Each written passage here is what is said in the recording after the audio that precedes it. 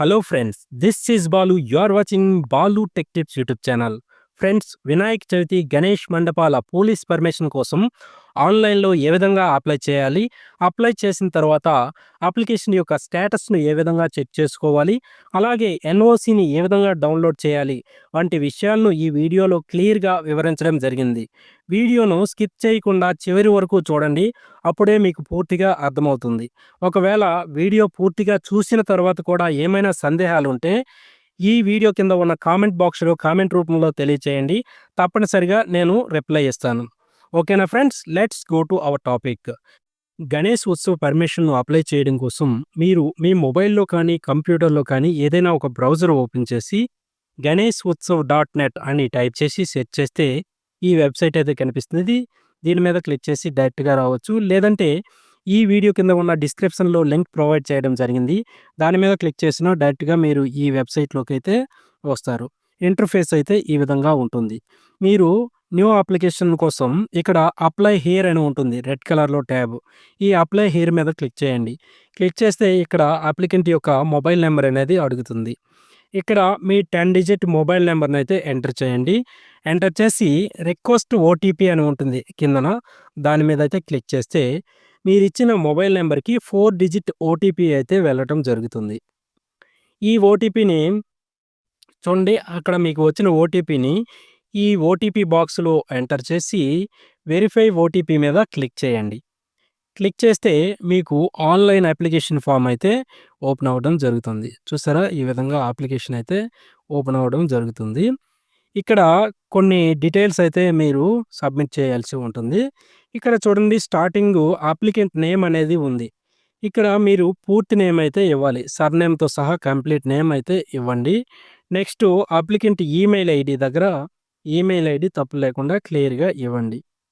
అలాగే అప్లికెంట్ యొక్క అడ్రస్ అక్కడ చూడండి, ఏదైనా సిటీ అయితే అక్కడ వార్డ్ నెంబరు, అలాగే ఆ స్ట్రీట్ నేము, సిటీ నేము ఇవ్వండి. ఒకవేళ విలేజ్ అయితే స్ట్రీట్ నేము, విలేజు ఇవ్వండి. ఇవి ఇచ్చిన తర్వాత ఇక్కడ నెక్స్ట్ ట్యాబ్లో అక్కడ మనకు అసోసియేషన్ నేమ్ అనేది అడుగుతుంది. చూడండి, మనకు చాలా వరకు అసోసియేషన్స్ ఉంటాయి చూడండి, అలాగే కమిటీస్ కూడా ఉంటాయి. ఇక్కడ అసోసియేషన్ కానీ కమిటీ కానీ ఏదైనా ఇవ్వచ్చు. చూడండి, గణేష్ యూత్ కమిటీ అని కానీ, యువజన సేవా సంఘం అని కానీ, లేదంటే కొన్ని అసోసియేషన్స్ ఉంటాయి. అలాంటివి ఏవైనా ఉంటే ఇక్కడ ఇవ్వండి అసోసియేషన్స్. అవి ఇచ్చిన తర్వాత మీరు కిందికి స్క్రోల్ చేస్తే ఇక్కడ మనకు ఇన్స్టాలేషన్ ప్లేస్ అనేది అడుగుతుంది. అంటే మీరు ఎక్కడ ఇన్స్టాల్ చేస్తున్నారు, టెంపుల్లోనా, అపార్ట్మెంట్లోనా, కమ్యూనిటీ హాలా, లేదంటే అవేవి కాకపోతే అదర్స్ అని పెట్టండి. అదర్స్ అని పెట్టిన తర్వాత installation door number, location. For example ఇక్కడ టెంపుల్ అన్నారనుకోండి, అదే టెంపుల్ అనేది ఇవ్వాలి. ఒకవేళ డోర్ నెంబర్ ఉంటే డోర్ నెంబరు ఏదైతే అది అక్కడ ఎంటర్ చేయండి. లొకేషన్ అయితే లొకేషన్. నెక్స్ట్ ఇక్కడ ఇన్స్టాలేషన్ స్ట్రీట్ ఏదైతే అది ఇక్కడ స్ట్రీట్ అనేది మీరు క్లియర్గా ఇవ్వండి. నెక్స్ట్ డిస్ట్రిక్ట్ కమిషనరేట్ అని ఉంది. ఇక్కడ మీది ఏ డిస్ట్రిక్ట్ అయితే ఆ డిస్ట్రిక్ట్ని అయితే ఇక్కడ ఇవ్వండి. ఇచ్చిన తర్వాత నెక్స్ట్ ఇక్కడ సిటీ సబ్ డివిజన్ అని ఉంది. మీరు ఏ సబ్ డివిజన్ పరిధిలోకి వస్తారో ఆ సబ్ డివిజన్ అయితే ఇవ్వండి. ఇచ్చిన తర్వాత నెక్స్ట్ పోలీస్ స్టేషన్, మీరు ఏ పోలీస్ స్టేషన్ పరిధిలోకి వస్తారో ఆ పోలీస్ స్టేషన్ అయితే ఇవ్వండి. ఇక్కడ నేను ఫర్ ఎగ్జాంపుల్ కొన్ని డేటా ఫిల్ చేస్తున్నాను, ఇది డెమో కోసమే. నెక్స్ట్ ఇక్కడ ఐడియల్ హైట్ అని ఉంటుంది. ఇక్కడ మీ గణేష్ విగ్రహము ఎంత హైట్ ఉంటుందో అది అడుగుల్లో ఇవ్వాలి. నెక్స్ట్ పెండల్ హైట్ అని ఉంటుంది, మీ గణేష్ మండపము ఎంత హైట్ ఉంటుందో ఆ హైట్ అయితే ఇవ్వాలి. అవి ఇచ్చిన తర్వాత నెక్స్ట్ మనకు కమిటీ మెంబర్స్ డీటెయిల్స్ అనేవి ఇవ్వాల్సి ఉంటుంది. కనీసం 5 అనేది కమిటీ మెంబర్స్ అయితే ఉండాలి. ఒకవేళ కమిటీ మెంబర్స్ తక్కువ ఉన్నట్లయితే అప్లికెంట్ నేమ్ కూడా కమిటీ మెంబర్ కింద చేర్చుకోండి. చూడండి, ఇక్కడ 1 బై 1 కమిటీ మెంబర్స్ 5 పేర్లు, వారి ఫోన్ నెంబర్లు ఇవ్వండి. వాటి ఎదురుగా ఫోన్ నెంబర్లు అనేవి ఇవ్వండి. ఇవన్నీ పేర్లు, ఫోన్ నెంబర్లు అన్నీ ఇస్తేనే సబ్మిట్ అవుతుంది, లేదంటే సబ్మిట్ అవ్వదు. ఇవన్నీ ఇచ్చిన తర్వాత మనకు ఇమ్మర్షన్ డీటెయిల్స్ అనేవి ఎంటర్ చేయాల్సి ఉంటుంది. చూడండి, ఇమ్మర్షన్ డేట్ అని ఉంటుంది, దాని ఎదురుగా చిన్న క్యాలెండర్ సింబల్ ఉంటుంది. దాని మీద క్లిక్ చేస్తే క్యాలెండర్ ఓపెన్ అవుతుంది. మీరు ఎప్పుడు నిమజ్జనం చేస్తారు మీ విగ్రహాన్ని అనేది ఇక్కడ ఇవ్వాల్సి ఉంటుంది.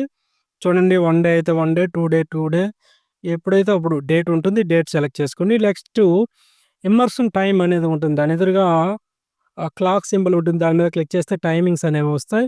మీరు ఏ టైంలో ఇమ్మర్షన్ చేస్తారో ఆ టైం అయితే అక్కడ ఎంటర్ చేయాల్సి ఉంటుంది. అది ఎంటర్ చేసిన తర్వాత నెక్స్టు ఇమ్మర్షన్ లొకేషను. మీరు ఎక్కడ నిమజ్జనం చేస్తారు? మీ విగ్రహాన్ని ఎక్కడ నిమజ్జనం చేస్తారు? రివర్‌లోనా? లేకపోతే చెరువా? అనేది అక్కడ ఇవ్వాలి. ఆ చెరువు పేరు అది ఇవ్వాలి. ఇచ్చిన తర్వాత నెక్స్టు ఇమ్మర్షన్ ట్రాన్స్‌పోర్ట్ టైపు. అంటే మీరు ఆటోలో చేస్తారా? లేదంటే ట్రాక్టర్ పైన ఈ ర్యాలీ చేసి నిమజ్జనం చేస్తారా? అనేది అక్కడ ఇవ్వాలి. ఈ డీటెయిల్స్ అన్నీ ఇచ్చిన తర్వాత వన్స్ వెరిఫై చేసుకొని లాస్ట్‌లో సబ్మిట్ అని ఉంటుంది. ఇవన్నీ సబ్మిట్ మీద క్లిక్ చేస్తే మీ అప్లికేషన్ అయితే సబ్మిట్ అయిపోతుంది. చూడండి సబ్మిట్ మీద క్లిక్ చేస్తే మీకొక ఐడీ జనరేట్ అవుతుంది. ఈ ఐడీ మీరు స్క్రీన్‌షాట్ తీసుకున్నా పర్వాలేదు. లేదంటే అవసరం లేదు. ఈ ఐడీతో పెద్ద ఉపయోగం ఉండదు. ఎందుకంటే మీ మొబైల్ నంబరే అప్లికేషన్ నంబర్ అవుతుంది కాబట్టి నో ప్రాబ్లమ్. మీరు అప్లికేషన్‌ను సబ్మిట్ చేసిన తర్వాత పోలీస్ వారికి మీ అప్లికేషన్ అయితే వెళ్ళటం జరుగుతుంది.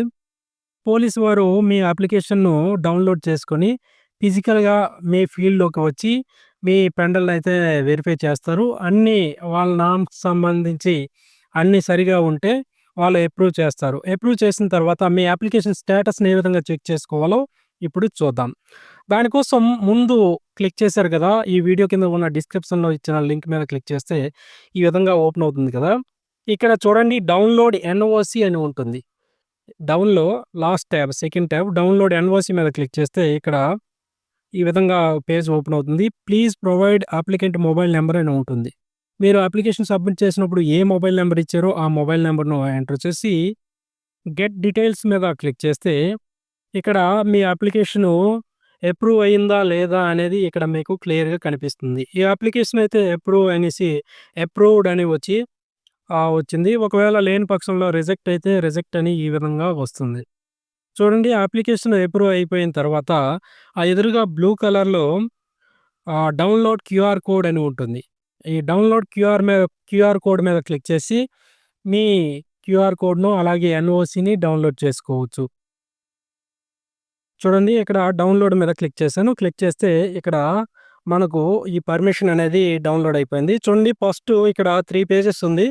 ఫస్ట్ పేజ్‌లో ఇక్కడ క్యూఆర్ కోడ్ అయితే ఇవ్వడం జరిగింది. ఈ క్యూఆర్ కోడ్‌ని తర్వాత కిందకు ఇలా స్క్రోల్ చేస్తే మనకు ఇక్కడ కొన్ని సేఫ్టీ మెజర్స్ అనేది ఇంకొక పేజ్‌లో ఇచ్చారు.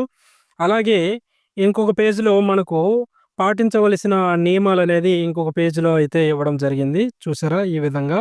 ఈ విధంగా మనం గణేష్ మండపాలకు సంబంధించి పర్మిషన్ అప్లై చేయడం, అలాగే ఎన్ఓసిని డౌన్‌లోడ్ చేయడం ఇదంతా మనం క్లియర్‌గా తెలుసుకున్నాం. అయితే ఈ పర్మిషన్‌ను మీరు ప్రింట్ తీసుకొని మీ మండపానికి అంటించాలి. దీన్ని లామినేషన్ గట్టా ఏం చేయకూడదు. అలా పేపర్ మాదిరిగానే అంటించాలి. అంటించిన తర్వాత పోలీస్ వారు అప్పుడప్పుడు చెకింగ్‌కి వచ్చినప్పుడు ఆ క్యూఆర్ కోడ్ అనేది స్కాన్ చేసుకొని వాళ్ళు వెరిఫై అయితే చేసుకుంటారు. అలాగే దీనికోసం ఏ విధమైన డబ్బులు ఏవి చెల్లించనవసరం లేదు. కంప్లీట్‌గా ఫ్రీ. అంతా ఫ్రీగా మనకు ఏపీ గవర్నమెంట్ అనేది ప్రొవైడ్ చేస్తుంది.